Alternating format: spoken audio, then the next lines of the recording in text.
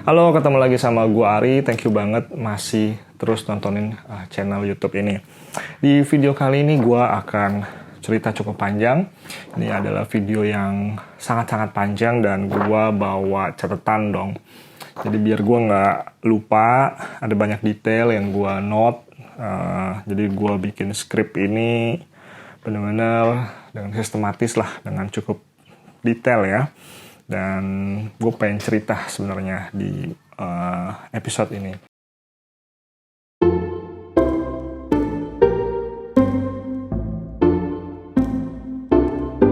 Ini episode yang spesial banget, dan episode berikut juga akan sangat spesial juga.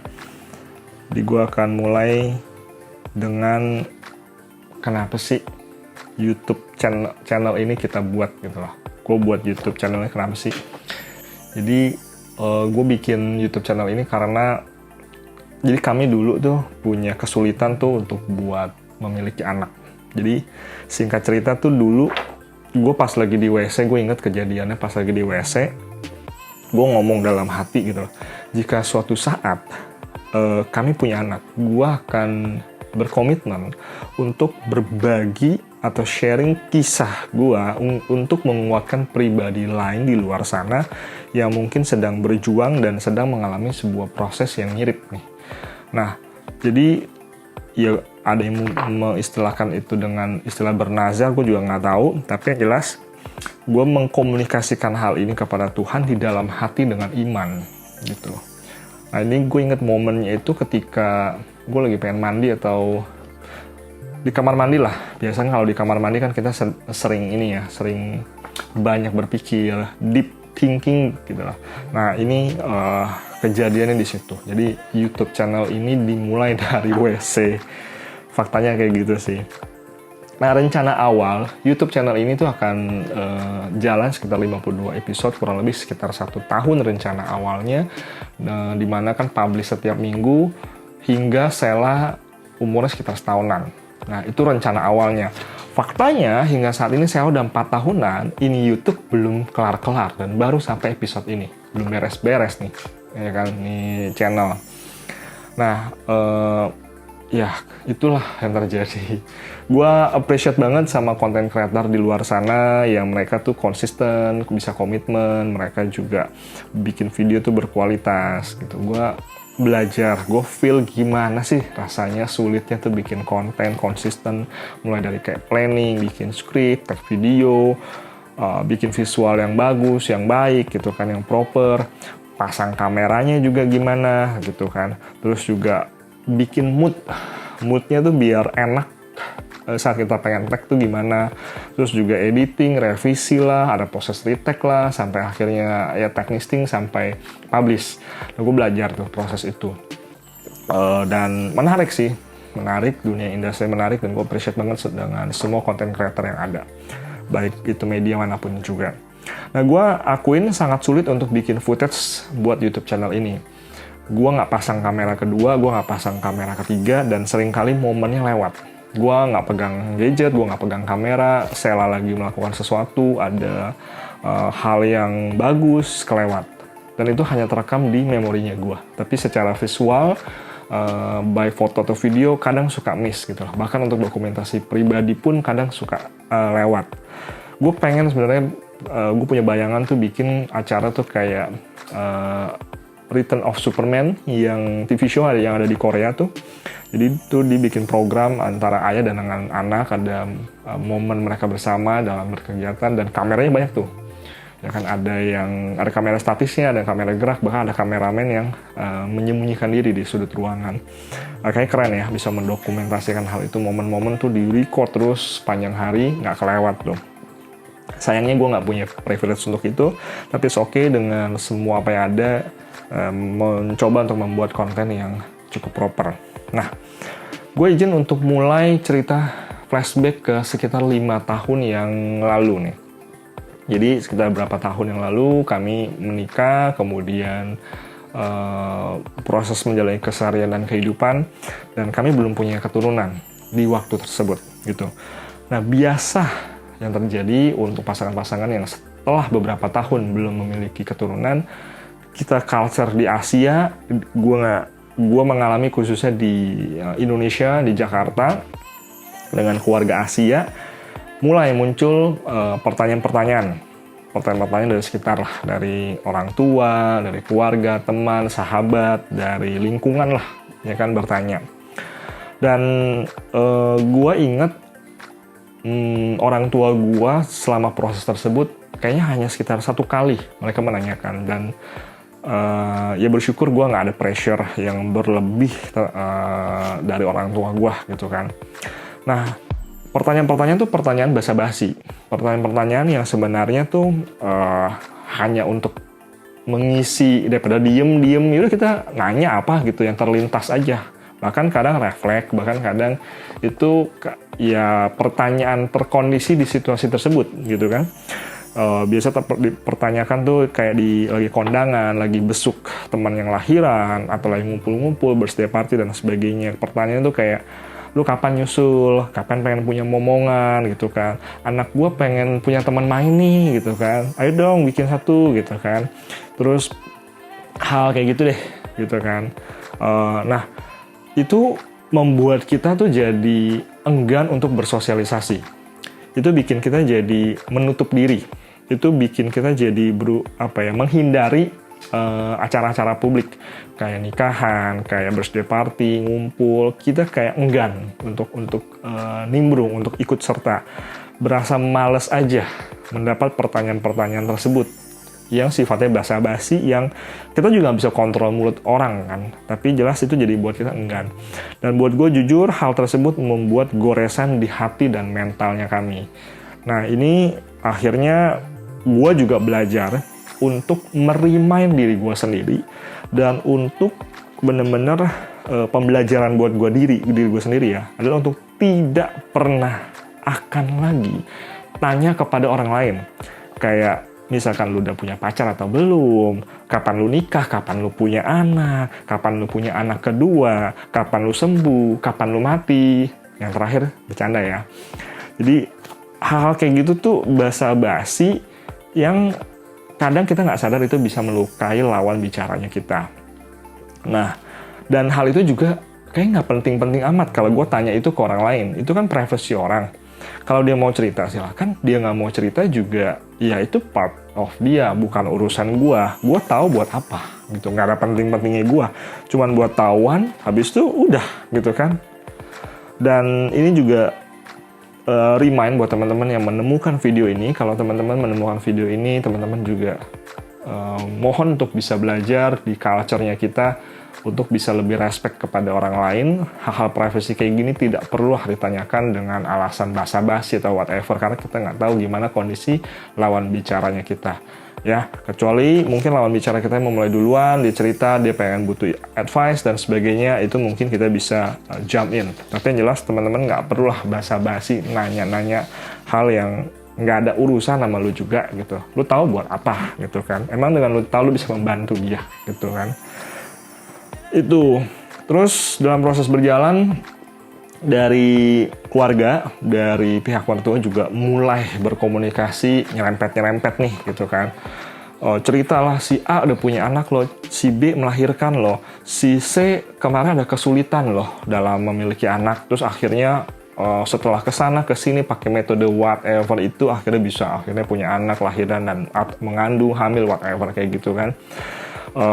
Ini kami berusaha untuk bijak meresponi hal-hal seperti ini. Singkat cerita, sesudah kondisi-kondisi tersebut, gue mulai aware dan gue mulai memeriksakan diri gue ke tenaga ahli, dalam hal ini ke dokter. Gue coba ke dokter andrologi dan kemudian ke dokter urologi juga. Nah, dokter urologi itu apa sih? Dokter urologi itu adalah dokter yang ngurusin jeroan di tubuhnya kita lah, kayak di dalam lah, bagian dalam. Dan dokter andrologi itu adalah ngurusin untuk seksualitas pria ya. Dan koreksi kalau gue salah, gue sering kebalik, gue juga sering ini dokter andrologi apa dokter urologi ya gitu kan, karena mirip-mirip, bagi gue mirip-mirip. Tapi kalau ada yang bisa memperjelas silakan. Nah, gue pengen cerita tuh, ada pengalaman gue dalam proses ini yang kurang menyenangkan, yang buat gue geli banget kalau gue inget, membikin gue malu juga. Ini bener-bener, aduh, ini momen dalam hidup gue yang, wah, tapi gue mau cerita gitu kan. Jadi ini momen pertama dalam hidup gue yang sudah dewasa ini. Nah, setelah istri, benda pusaka, lu bayangin, dia papain oleh orang dewasa lain. Bayangin ya, di momen hidup lu yang udah dewasa gitu kan, selain istri atau pasangan lu, diobok-obok oleh pihak lain, dan pihak lainnya itu cowok lagi. Aduh, gitu kan. Buat gue malu. Jadi ada satu kejadian, gue pas lagi proses pemeriksaan, gue disuruh berdiri lurus, tegak, buka kaki gitu kan, tanpa sehelai benang pun di bagian bawah tubuh gue. Wah, gitu kan. Itu aja udah, lu bayangin deh.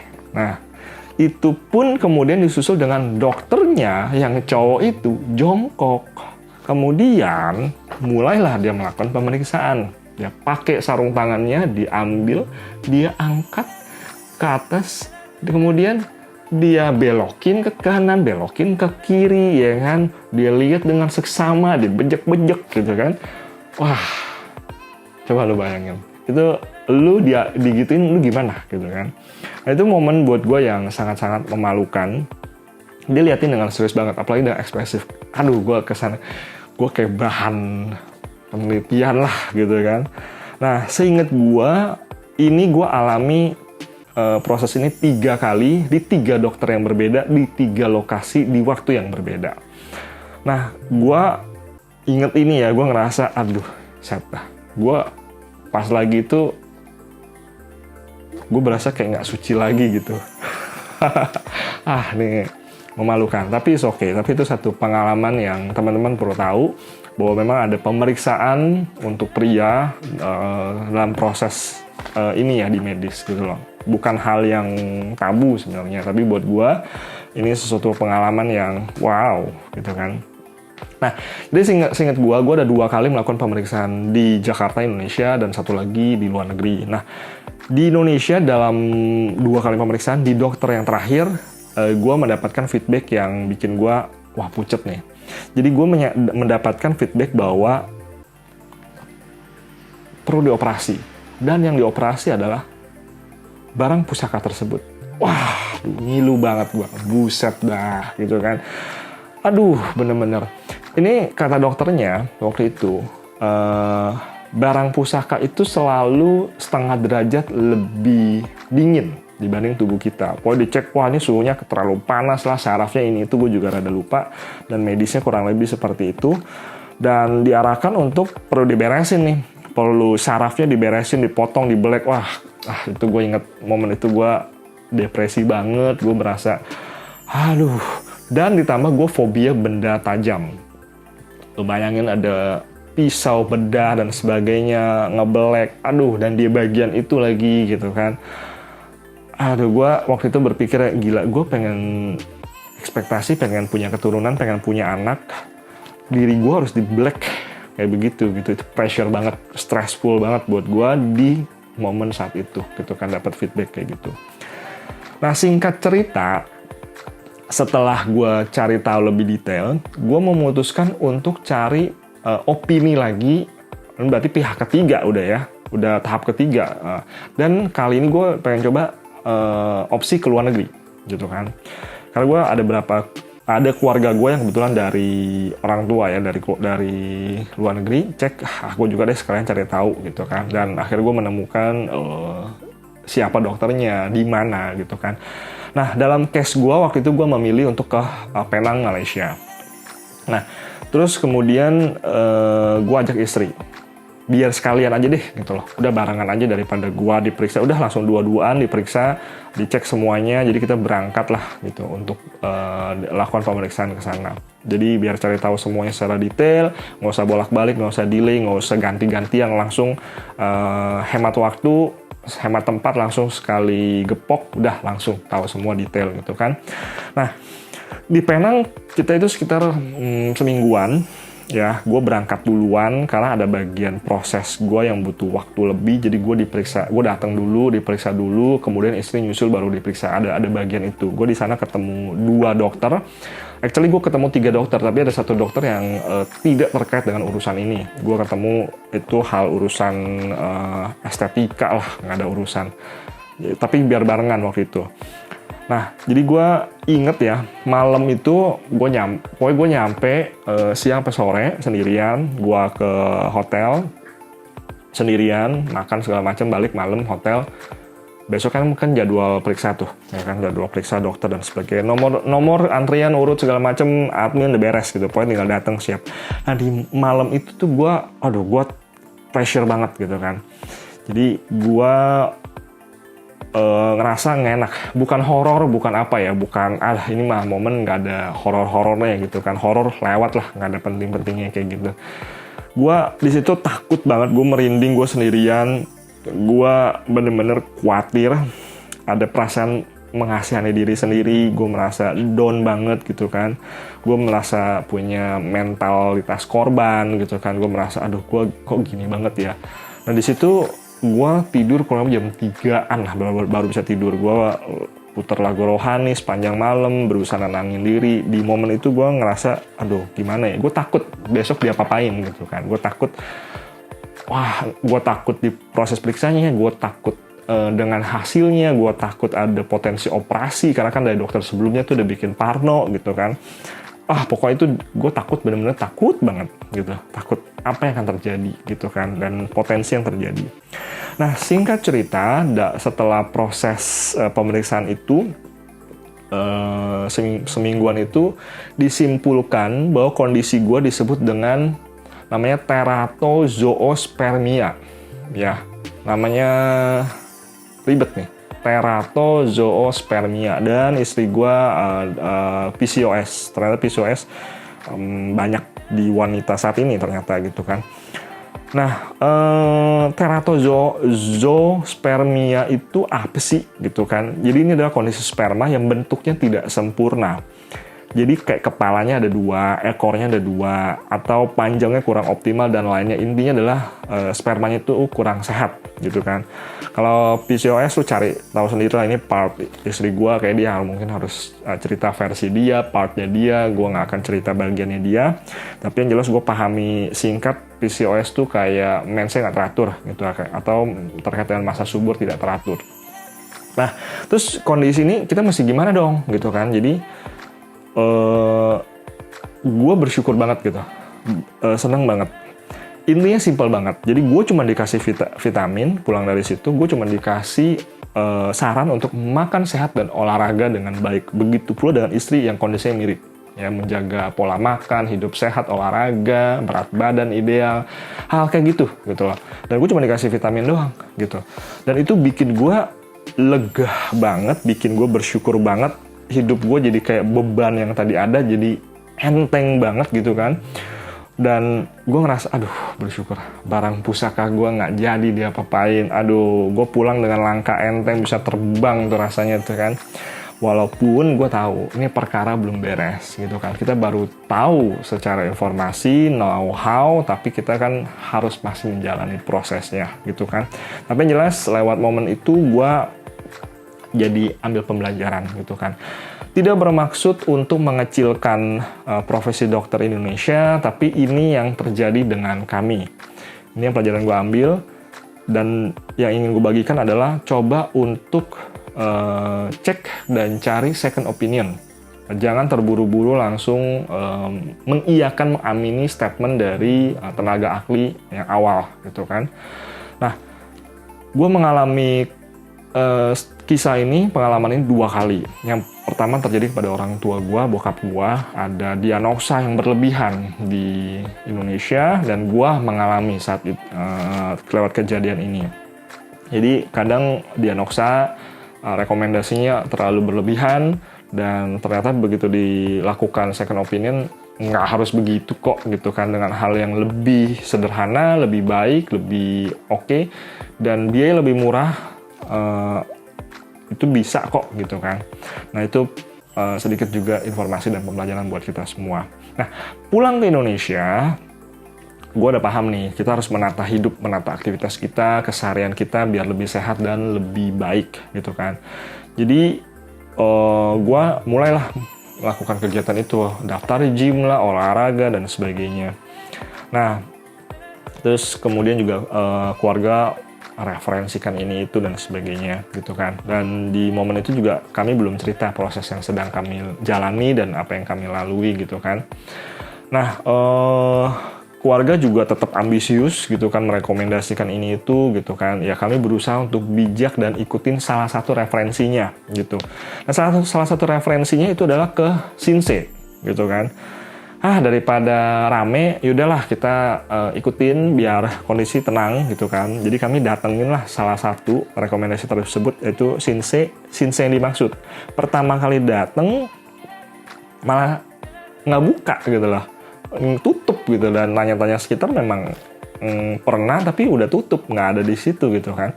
Nah, biar kondisi nyaman dan tentram, itu kami cari tahu, kami browsing dan sebagainya. Singkat cerita, ketemulah Shinsei dengan nama yang sama di lokasi yang berbeda, agak jauh malah gitu kan dari petunjuk awal, dan dengan harga yang lebih mahal malah gitu kan. Nah, kami diperiksa, janjian ketemu, datang ke Shinsei, diperiksa, terus dibilangin bahwa gue lupa nih, pokoknya istri gue panas, atau gue yang panas, atau istri gue yang dingin gitu. Pokoknya salah satunya panas, salah satunya dingin gitu kan. Lupa gue yang mana yang panas, yang mana dingin. Nah, terus kita berdua dikasih obat godok. Jadi dicek tuh nadi segala macem, terus pulang, dikasih obat godok. Isinya tuh kayak daun, rempah-rempah, nggak ngerti lah gue gitu kan. Itu kalau lebih buat seminggu ya, 7 hari, sehari 3 kali. Nah, mesti godok obat nih gitu kan. Mesti beli potnya 2 lagi. Karena ramuannya beda nih antara istri dengan gua. Minum lah gua gitu kan. Habis minum, mencret dong. Itu parah banget, kayak diare gua. Yang keluar bau rempah-rempah lagi, ya kan. Nggak enak lagi gitu kan, bau obat gitu kan. Nah, katanya sih tuh detox, gua nggak tahu bener apa enggak. Ya telan aja lah. Gua waktu itu gue udah bayar mahal nih gitu kan, udah telan aja dah gitu kan, dibuang sayang gitu kan, daripada diomelin, malas juga debat gitu kan. Ya intinya ya udah, gue diare lah gitu kan, mencet-mencet lah semingguan itu. Kalau istri gue kayak dia fine aja, nggak ada masalah yang gimana